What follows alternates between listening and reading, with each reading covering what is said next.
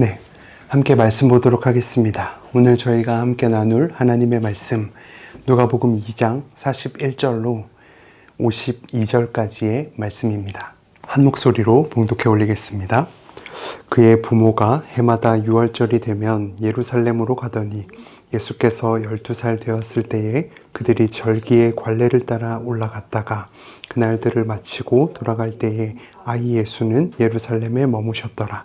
그 부모는 이를 알지 못하고 동행 중에 있는 줄로 생각하고 하룻길을 간 후 친족과 아는 자 중에서 찾되 만나지 못하매 찾으면서 예루살렘에 돌아갔더니 사흘 후에 성전에서 만난즉 그가 선생들 중에 앉으사 그들에게 듣기도 하시며 묻기도 하시니 듣는 자가 다 지혜와 대답을 놀랍게 여기더라.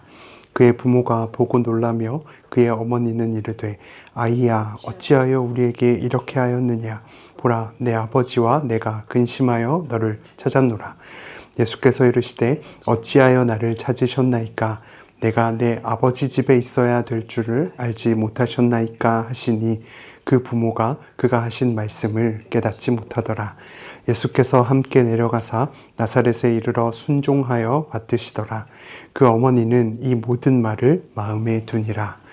예수는 지혜와 키가 자라가며 하나님과 사람에게 더욱 사랑스러워 가시더라. 아멘. 반갑습니다. 오늘은 누가복음 2장의 책으로 여러분들과 함께 12살 소년 예수라는 제목을 놓고 함께 말씀 상고하고자 합니다. 계주에서 바통을 두고 달리면 그 사람의 수고스러운 모든 기록은 제 아무리 좋아도 다 무효가 되겠지요. 신앙의 경주에서도 꼬린 지점에 도달했을 때 우리가 바통처럼 꼭 쥐고 있어야 하는 것이 있습니다.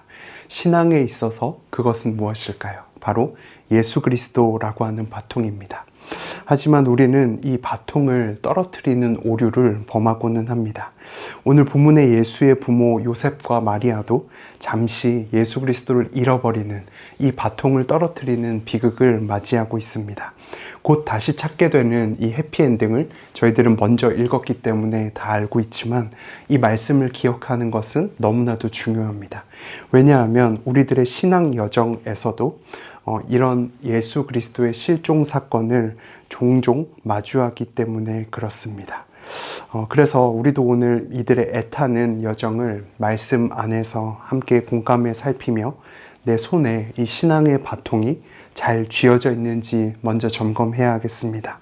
나아가 이 12살 소년 예수의 모습에서 오늘 결국 어떤 열매가 맺혀지고 있는지를 말씀으로 확인하고 싶습니다. 그래서 이 말씀의 메시지를 상고하고 또 우리에게 들려주시는 하나님의 음성을 발견하는 우리 모든 성도님들이 되시기를 주님의 이름으로 축원합니다. 첫 번째 메시지입니다. 한번 따라할까요? 탁월한 신앙도 바통을 잃어버립니다.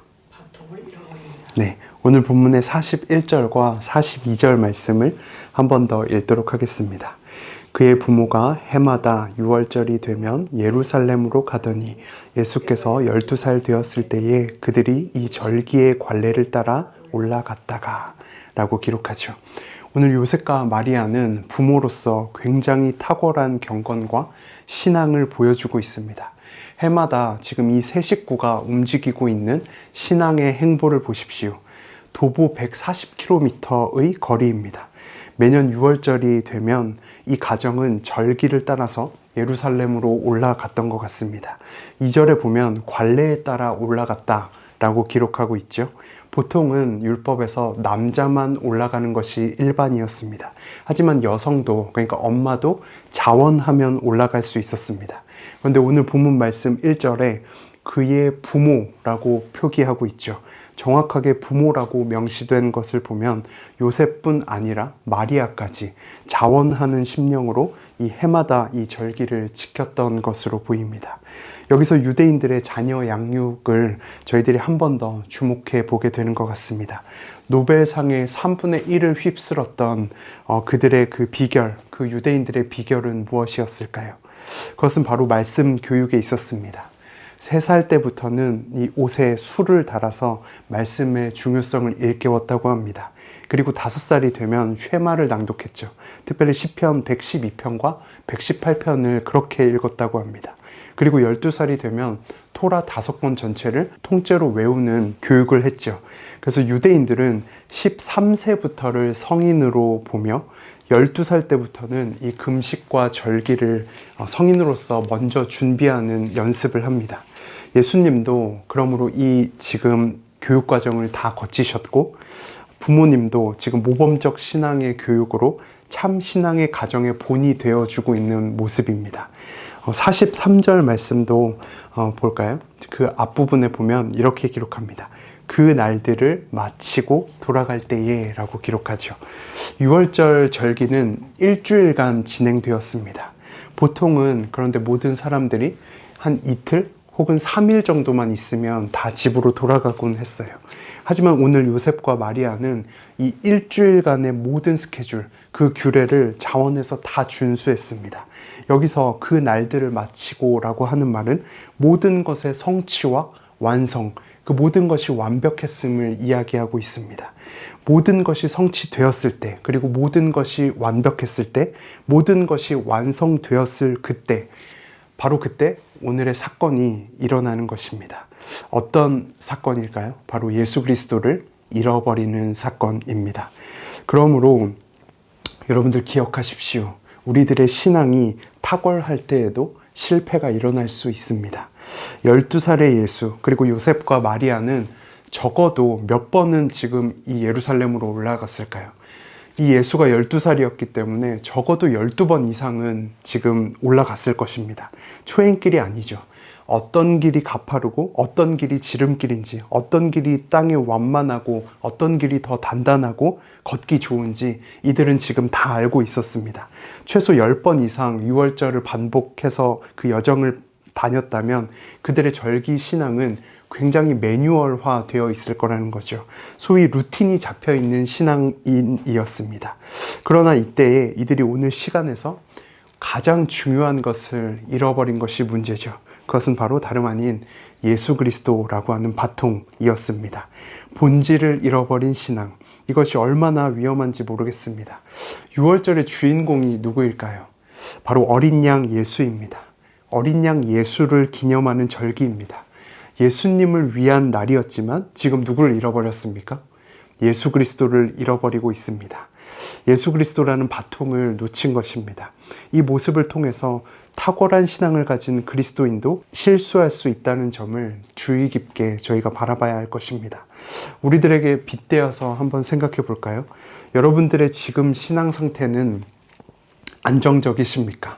성공적이십니까?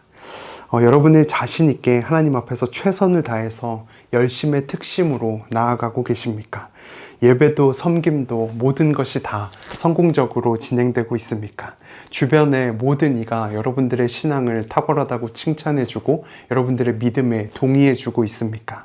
바로 그때를 조심해야 합니다. 익숙함에 속아 본질을 놓치고 있지는 않은지 저희들이 돌아봐야 하는 것입니다. 우리 메시지처치 성도님들의 그 인생의 여정에 이 예수 그리스도라고 하는 바통을 놓치지 않는 축복이 있기를 주님의 이름으로 축원합니다. 자, 우리 두 번째 메시지도 한번 따라해 볼까요? 동행 중에 있는 줄로 아는 위험성을 조심해야 합니다. 네, 죄송합니다. 한번 다시 따라할게요. 동행 중에 있는 줄로 아는 위험성을 조심해야 합니다. 네, 제 탓입니다. 계속해서 오늘 말씀에 한 가지 질문을 던지면서 말씀을 이어갔으면 좋겠습니다. 요셉과 마리아는 오늘 예수를 왜 잃어버렸을까요? 이게 저는 너무 궁금했습니다. 오늘 본문에서 요셉과 마리아는 무려 하룻길을 가는 동안 예수님의 부재를 몰랐습니다. 성인의 속도로 생각해 봤을 때 약 40여 킬로를 가는 동안 예수 없이 갔다는 사실입니다. 어떻게 부모가 하루씩이나 예수를 챙기지 않았을까요? 적어도 하루 한 끼는 애가 밥을 먹었는지 돌아볼 수 있었지 않았을까요? 유월절을 마치고 집으로 돌아가는 그 길이 너무 신나서 수다만 떨면서 갔던 것은 아닐까요? 아닙니다. 정확히는 이 오류의 이유를 알기 위해선 이들의 문화를 먼저 저희들은 알아야 합니다. 당시의 유대인들은 명절이 되면 고향 단위로 이동했습니다. 200만 명 이상이나 모이는 큰 명절, 6월절입니다. 그런데 이곳으로 모이는 인파들이 3, 4명의 적은 인원으로 간 게 아니고 여자들과 아이들은 행렬의 앞장서 갔고, 그리고 큰 아이와 남자들은 행렬 뒤에 서서 갔습니다. 그래서 혹시 모를 도적의 습격에 대비했고 아주 큰 공동체로 움직인 것이죠. 아마 적어도 수천 명이 그렇게 길을 갔을 겁니다. 그렇게 그들은 처음에는 대규모였지만 각각 자기들만의 도착지가 가까워질수록 서로의 갈 길로 다 흩어졌던 거죠. 그러면 이 행렬의 규모가 처음엔 수천 명이었지만 조금씩 작아졌었겠죠. 그때서야 예수님의 부재를 알게 된 것입니다. 오늘 요셉과 마리아는 서로에게 대해서 예수님에 대해 무관심했던 것이 아니라 오히려 서로를 믿고 있었습니다. 예수가 없네? 아빠 쪽에 있겠지. 예수가 어디 있지? 엄마 쪽에 있겠지. 법을 찾아보니까 한국에서도 4살의 나이, 그러니까 48개월의 나이가 굉장히 애매한 나이더라고요. 왜냐하면 이때가 남탕과 여탕을 둘 다 들어갈 수 있는 때이기 때문에 그렇습니다. 예수님도 마찬가지죠. 성인이 바로 되기 한 해 전 12살의 지금 도대체 아빠 쪽인지 엄마 쪽인지 우리는 알 수 없지만 누군가는 이 예수를 돌보고 있을 거야. 친척들이 보고 있을 거야. 친구들하고 놀고 있을 거야. 잘 놀며 따라오고 있을 거야. 이 공동육아의 정신이 주는 느슨한 마음과 그릇된 확신 때문에 무려 하룻길 동안 예수님의 부재를 몰랐습니다. 말씀으로 확인할까요? 본문 44절입니다. 앞부분만 제가 읽겠습니다. 동행 중에 있는 줄로 생각했다라고 성경은 기록하고 있는 것이죠. 우리도 돌아보았으면 좋겠습니다. 여러분들의 하루 동안 얼마나 예수님을 생각하고 동행 중에 있습니까? 몇 번이나 예수님의 이름으로 기도하고 계십니까? 혹시 하룻길을 지내며 이것이 너무 당연해서 따라오고 있겠지, 예수는 나와 함께 있겠지라고 생각하며 단 한 번도 예수님을 생각하고 지내온 적도 혹시 있으십니까? 성경은 동행 중에 있는 줄로 생각함의 위험을 말해주고 있습니다. 우리 일상에 이 그릇된 확신이 얼마나 많고 위험한지요. 항상 있을 것이라고 생각했던 내 건강, 어느 순간 사라질 수 있습니다. 항상 넉넉하고 여유로울 것이라고 생각했던 우리들의 재정, 어느 순간 바닥이 보일 수 있습니다. 항상 곁에 있으리라 생각했던 나의 지인들, 그리고 소중한 가족들 다 헤어지게 되어 있는 것입니다. 그리고 항상 예수와 동행 중일 거라고 생각하던 그 착각, 이것이 가장 위험한 것이죠. 이것에 주의하며 우리 품에 예수를 꼭 품고 이 인생의 여정을 달려가는 저희 모두가 되었으면 좋겠습니다. 또한 그런 모든 메시지처치 성도님들이 되시기를 주님의 이름으로 축복합니다. 세 번째 메시지입니다. 한번 따라해 볼까요? 순종의 열매로 완성되는 하나님의 일들을 바라봐야 합니다. 감사합니다. 네, 최종적으로 오늘 이 말씀을 나누기 전에 이제 남은 구절이죠. 44절부터에 있는 끝절까지의 내용을 간단하게 살피며 묵상하며 찝고 넘어갔으면 좋겠습니다. 오늘 특별히 성경을 보면서 제가 이렇게 하고 있는데 너무 좋네요. 그렇죠? 오늘 계속 끝까지 성경을 보면서 가도록 하겠습니다. 자, 제가 44절, 45절 읽도록 하겠습니다. 동행 중에 있는 줄로 생각하고 하룻길을 간 후 친족과 아는 자 중에서 찾되 만나지 못하매 찾으면서 예루살렘에 돌아갔더니. 아멘. 지금 이 부모들은 예수님이 보이지 않자 요셉과 마리아는 처음에 누구에게서 찾고 있냐면 친족과 아는 자 중에서 예수를 찾고 있습니다. 그래도 예수를 찾지 못해서 결국 예루살렘까지 돌아가고 있는 말씀의 장면입니다. 단번에 예수님이 계셨던 성전으로 돌아갔다면 이 애타는 시간을 조금은 더 단축할 수 있었겠지라고 하는 아쉬운 마음이 드는 대목입니다. 우리도 가끔 엉뚱한 곳에서 예수를 찾고 있는 것은 아닌지 묵상해 보게 됩니다. 예수가 없는 자리에서 예수를 찾고, 사랑이 없는 곳에서 사랑을 찾고, 회복이 없는 곳에서 회복을 찾는 일, 소망이 없는 곳에서 소망을 바라는 일, 오늘 이 부모는 노력을 안 한 게 아닙니다. 정말 최선을 다해서 예루살렘 전 지역을 다 뒤졌지만 선한 의지를 가지고도 방황하고 있는 것이죠. 이것이 우리도 매번 할 수 있는 실수인 것입니다.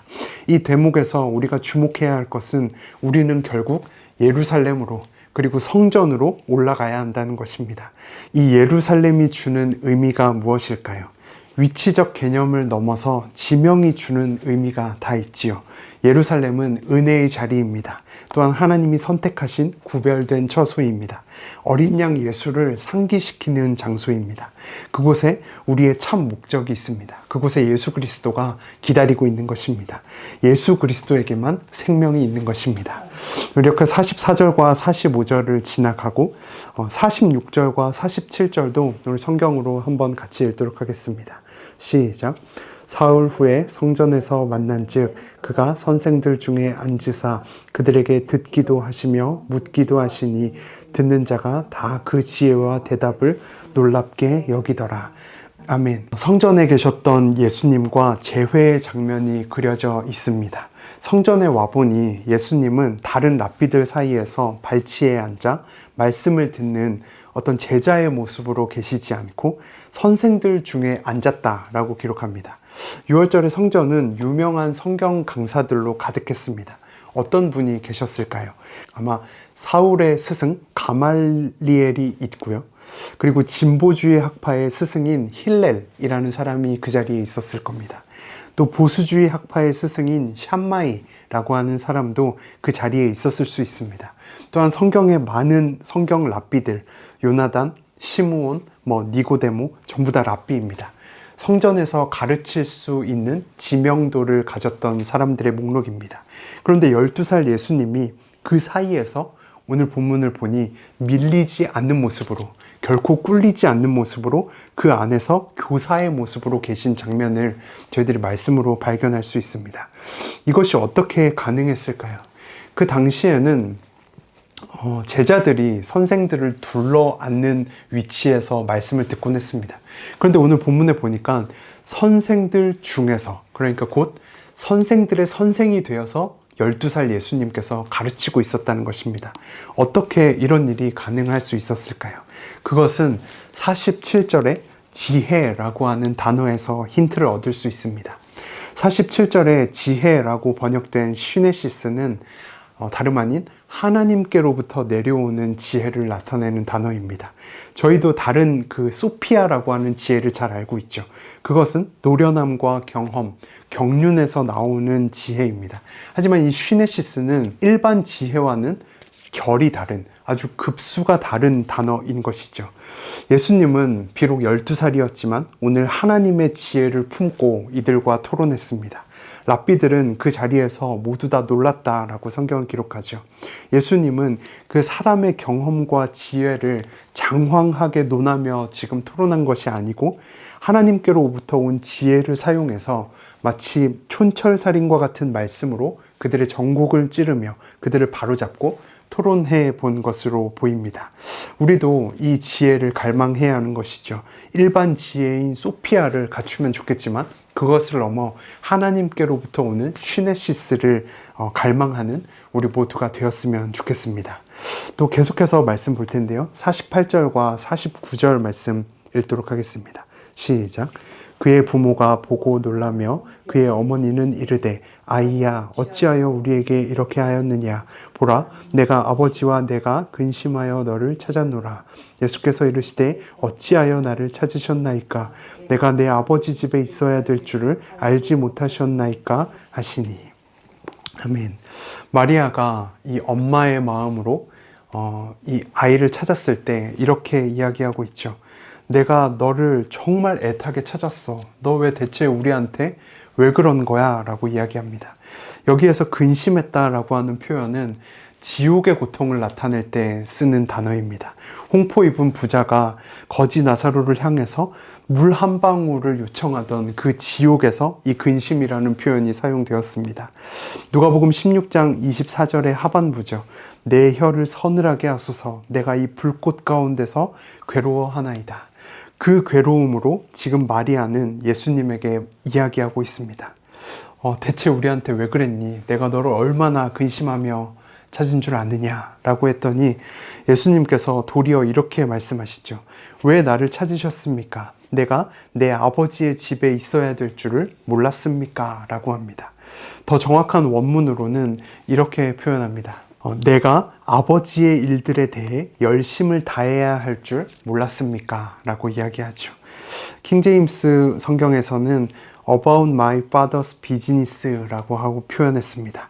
지금 요셉이라고 하는 육신의 아버지가 예수에게 왔습니다.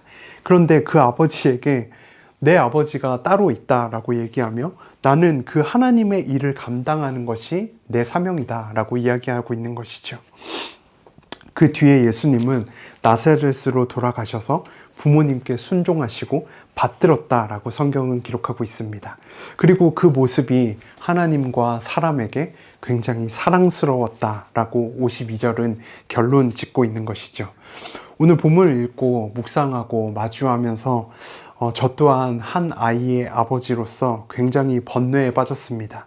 왜냐하면 이 예수님의 태도 몇 가지가 너무나도 마음에 걸렸기 때문입니다. 첫 번째 이해가 되지 않았던 부분은 이렇게 실종되기 전에, 없어지기 전에 말을 좀 해줬으면 어땠을까라고 하는 마음입니다. 이렇게 이야기할 수 있잖아요. 내가 좀 미리 남도록 하겠습니다. 저는 성전에서 할 일이 있습니다. 그러므로 염려하지 말고 먼저 집으로 돌아가십시오. 이렇게 이야기할 수 있었지 않았을까요? 그렇다면 모든 이들에게 예수가 어디 있는지 실종신고하지 않았을 텐데 말이죠. 두 번째로 이해되지 않았던 부분은 오늘 말씀처럼 내가 너를 정말 지옥의 고통으로 찾았어. 너 왜 나한테 왜 그랬어? 라고 이야기했을 때 왜 사과하지 않았을까라고 하는 마음입니다. 제가 정말 죄송합니다. 다시는 그렇게 하지 않겠습니다. 다시는 부모님을 속상하게 하지 않겠습니다. 이런 말을 하는 것이 자녀의 도리가 아닐까라는 묵상을 해보게 되었습니다. 왜 그랬을까요? 성경을 보면 이것은 구약으로 거슬러 아브라함의 순종을 저희들은 묵상하면 좋을 것 같습니다. 아브라함은 아들 이삭을 제물로 바치라는 그 하나님의 시험 앞에서 본인의 입을 굳게 다물었습니다. 끝까지 함구하며 당일 아침까지도 침묵했지요. 왜 말하지 않았을까요? 그 하나님의 사명, 그 하나님의 명령 앞에서 아마도 엄마 사라의 반대가 뻔했기 때문에 그런 건 아니었을까요? 제가 아들이 있지만 예를 들어서 여보, 내가 내일 아침에 마음이를 산채로 모리아 산 위에 가서 죽일 거야. 이렇게 상의를 했다고 생각해 봅시다. 아마 이삭이 죽기 전에 제가 산채로 죽을 수도 있는 일이 발생할 수 있겠죠. 하나님의 명령은 때로 홀로 결정해야 하는 시간 앞에 서게 되는 것 같습니다. 아브라함은 하나님의 일을 이루기 위해서 침묵했습니다. 그 결과가 어땠나요? 결국 모리아 산 위로 이삭이 올라갔고 하나님께 인정받는 장면을 저희들이 보게 되는 것이죠. 예수님도 지금 마찬가지입니다. 소년 예수는 이제 더 이상 소년이 아닙니다. 시대가 인정하는 성인식을 바로 코앞에 앞두고 이제 나는 더 이상 아이가 아니며 나는 이제 지상사역에 참여해야 한다. 나는 하나님의 일을 하는 것이 맞다. 라고 이야기하고 있는 것이죠. 성경에 보면 창세기 24장에도 리브가라고 하는 사람이 나오는데 하루아침에 이삭의 남편이 되기 위해서 가족들과 생이별을 하게 생긴 상황을 맞이하게 됩니다. 그랬을 때 그 상황이 너무 아쉬우니까 가족들은 이 함께 온 할아버지에게 이렇게 부탁합니다. 창세기 24장 55절인데요. 55절 말씀 제가 먼저 읽어보도록 하겠습니다. 리브가의 오라버니와 그의 어머니가 이르되 이 아이로 하여금 며칠 또는 열흘을 우리와 함께 머물게 하라. 그 후에 그가 갈 것이니라. 라고 기록합니다. 이 생이별이 너무 두려웠던 나머지 약간 헤어질 수 있는 시간을 조금만 달라라고 이야기하죠. 그랬더니 리브가는 아주 단호하게 이렇게 대답하지요. 리브가를 불러 그에게 이르되 네가 이 사람과 함께 가려느냐? 그가 대답하되 뭐라고 합니까? 가겠나이다 라고 합니다. 리브가도 하나님의 뜻 앞에서 불도저 같은 신앙을 보여주고 있습니다. 마땅히 누군가와 상의하며 조율해야 하는 것 같지만 매 순간 주변의 동의를 얻으며 갈 수 없는 길이 바로 순종의 길입니다. 저희 아버지는 교회를 여러 개 개척하셨습니다. 그런데 그 여정을 보니 개척이야말로 정말 답이 없는 길, 미답지로 가는 길이었습니다. 미답지로 걸어갈 때 주변에서 여기가 맞을까? 혹은 저기가 맞을까? 이것을 다 소통하면서 갈 수는 없어 보였습니다. 아버지의 사역을 제가 10수년 바라보니 이 개척은 마치 불도저 같아야 한다라고 하는 느낌을 저희들이 너무 크면서 뼈저리게 느꼈던 것이죠. 그 순종의 길에서 상처와 생채기가 나고 또 어려움을 겪을 수는 있겠지만 제가 본 개척은 미답지의 길로 일단 들어서고 후에 뒷감당을 해주시는 하나님께 감사 고백하며 가는 길인 듯 했습니다. 하나님의 사역과 하나님의 일은 이렇게 고상하고 편하고 신사적으로 우아하게 진행되지 않습니다. 한 명은 마땅히 예수 그리스도라고 하는 심장을 품고 달려가야 하고 남은 이들도 예수 그리스도를 심장에 품고 순종해야 하는 것이죠. 그것이 곧 하나님의 일입니다. 서로 사과하거나 따지면서 가는 길이 아닌 것입니다. 하나님의 아들도 오늘 신성 예수로서 당신의 사역을 분명히 해야만 했고 자의식을 표출해야만 했으며 그렇게 지상사역의 시발점을 이 부모에게 공표하고 있는 것이죠. 또한 이에 깨닫지 못하고 속상해하고 있던 부모의 마음도 눈치챘습니다. 그래서 나사렛에 돌아가서 그 가정에 굉장히 충실했죠. 이 부모를 받들었다라고 성경은 기록하고 있습니다. 열심의 특심으로 하나님의 일들을 감당했고 또 나사렛에 돌아가서도 가정에서 열심의 특심을 보여주었습니다. 이 12세의 기록을 마지막으로 30대가 될 때까지 예수님은 아마도 이런 삶의 자세를 고수했을 것입니다. 하나님의 일을 준비하며 또한 가정에도 충실했던 것이죠. 아마 가정에 돌아가서 아버지 요셉의 임종을 바라보았을 것입니다. 그리고 아버지가 떠난 기업을 이어받아서 목수일도 감당했겠지요. 동생 4명을 보살피면서 어머니를 모셨던 평범한 삶의 시간들을 보냈을 수 있습니다. 그 결과 하나님은 이 2가지 순종 앞에서 어떤 열매를 맺게 하셨는가? 성경에 크게 2가지 정도로 너무나도 선명하게 그 답변을 해주고 있습니다. 첫 번째는 지혜와 키가 자라갔다라고 기록하고 있습니다. 우리 52절 말씀 한번 같이 읽을까요? 예수는 지혜와 키가 자라가며 하나님과 사람에게 더욱 사랑스러워 가시더라. 아멘. 첫 번째는 지혜와 키가 자라갔습니다. 여기에서 지혜는 아까 전에 47절에 랍비들과 같이 있을 때 있던 그 지혜가 아닙니다. 일반적인 소피아라고 하는 지혜인 것이죠. 하나님의 일들을 감당하는 그에게는 하나님으로부터 오는 슈네시스가 부여되었고 이 부모님에게도 잘하고 가정에 충실했더니 일반적인 지혜 또한 갖춰 나가는 예수 그리스도의 모습을 저희들이 바라보게 되는 것입니다. 균형 잡힌 순종을 했더니 균형 있는 모습으로 성장하는 예수님의 모습을 저희들이 발견하게 되는 것이죠. 2번째는 하나님과 사람에게 더욱 사랑스러워 갔다라고 하는 열매입니다. 하나님께만 사랑스러울 수 있고 사람에게만 사랑스러울 수 있죠. 하지만 성경은 하나님과 사람에게 둘 다 사랑을 받고 있다라고 기록하고 있는 것입니다. 불도저처럼 하나님의 일에도 순종했고 불도저처럼 부모 앞에도 순종을 했더니 하나님과 사람에게 다 사랑스러워 가신 것입니다. 이 2가지 순종을 저희들도 기억했으면 좋겠습니다. 예수님은 오늘 본인의 신성을 각인시키고 어필하면서 잠깐은 부모에게 상처 아닌 상처를 준 꼴이 되었지만 동시에 부모에게도 지극한 순종을 함으로 하나님과 사람에게 더욱 사랑스러워 가셨다. 어떻게 이것이 가능했을까요? 2 상황에서 모두 하나님을 잃지 않았기 때문입니다. 예수 그리스도라고 하는 바통을 항상 붙잡고 하나님의 일에도 충성을 다하고 사람의 일에도 충성을 다했기 때문에 이 균형 잡힌 열심과 특심이 하나님 앞에서 그리고 사람 앞에서 모두 다 자라가며 사랑스러워지는 복된 열매를 맺게 된 것이죠. 사도행전 2장 47절에도 이 원리의 말씀이 기록되어 있지 않습니까?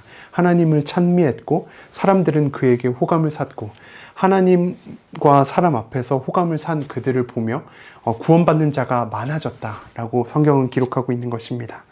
말씀을 간단히 정리하겠습니다. 오늘 저희는 12살 소년 예수라고 하는 제목으로 말씀을 상고했죠. 첫 번째는 탁월한 신앙에도 실패는 나타난다라는 말씀을 나누었습니다. 우리가 놓치지 말아야 할 예수 그리스도라고 하는 바통을 쥐고 있는지 말씀으로 점검했습니다. 두 번째, 동행 중에 있는 줄로 생각했던 것들의 중요성을 다시 한 번 더 생각해 보면서 나는 과연 이 하룻길 동안 얼마나 예수를 주로 고백하고 있는지 말씀으로 점검했습니다. 마지막으로 하나님과 사람에게 이 열심의 특심으로 순종하며 그래서 이 두 그룹에서 다 사랑스러워 가시는 순종의 열매를 저희들이 바라보게 되었습니다. 우리 메시지처치 성도님들의 인생길이 결코 이 예수 그리스도라고 하는 바통을 놓치지 않고 열심의 특심으로 순종하며 달려가는 길이 되시기를 주님의 이름으로 축원합니다. 아멘.